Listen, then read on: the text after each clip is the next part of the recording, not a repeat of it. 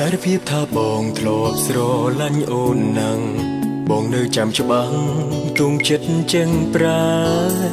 បាត់បង់អារម្មណ៍ដែលហៅថាស្នេហ៍ចង់កាយតែគ្មានវិធីចាប់ផ្ដើមគិតថាស្នេហាឬមិនមែនបន្ទោសខ្លួនឯងហេតុអ្វីបែបនេះបែងចែកចិត្តលែងច្បាស់គូក្បាលចាក់ស្រេះព្រោះតែកំហុសបេះដូង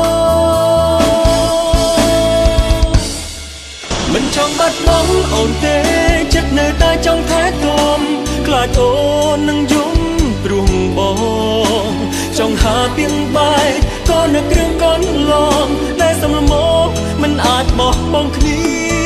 គូប្រាប់វាໄว้ដើម្បីឲ្យពួកយើងទាំងពីរបើយើងលែងជាស្នេហាយើងដូចបងប្អូនមិនដូចគូសង្សារហើយសិទ្ធស្នាលើពីពាក្យមិត្តល្អពួកយើងជាអ្វីនឹងគ្នា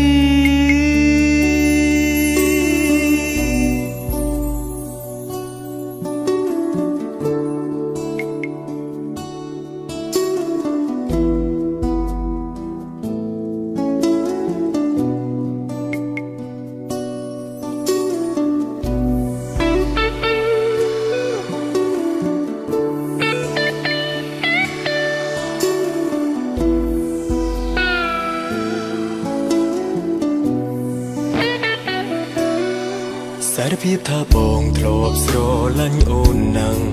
បងនៅចាំច្បាស់ទុំចិត្តចឹងប្រាបាត់បង់អារម្មណ៍ដែលហៅថាស្នេហ៍ចង់កាយតែគ្មានវិធីចាប់ផ្ដើមគិតថាស្នេហាឬមិនមែនបន្ទោសខ្លួនឯងហេតុអ្វីបែបនេះបែងចែកចិត្តលែងច្បាស់គូក្បាលចាក់ស្រេះព្រោះតែកំហុសបេះដូងមិនចង់បាត់បង់អូនទេចិត្តនៅតែចង់ថែទាំខ្លាចអូននឹងយំព្រោះបងចង់ហាទៀងបាយក៏នឹករឿងកូនឡងតែសំលមកមិនអាចបោះបង់គ្នាគូប្រាប់វាໄว้ដើម្បីឲ្យពួកយើងទាំងពីរបើយើងលែងជាស្នេហាយើងដូចបងប្អូនមិនដូចគូសង្សារហើយសិទ្ធស្នាលើពីពាក្យមិត្តល្អពួកយើងជាអ្វីនឹងគ្នាមិនចង់បាត់បង់អូនទេចិត្តនៅតែចង់ថែទាំខ្លាចអូននឹងយំព្រោះបងចង់ហាទៀងបាយក៏នឹករឿងកូនឡងតែសំលមកមិនអាចបោះបង់គ្នា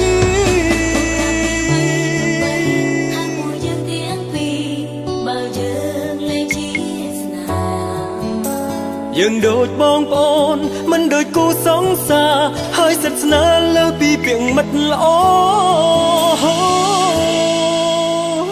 ពួកយើងគឺជាអ្វីនឹងគ្នា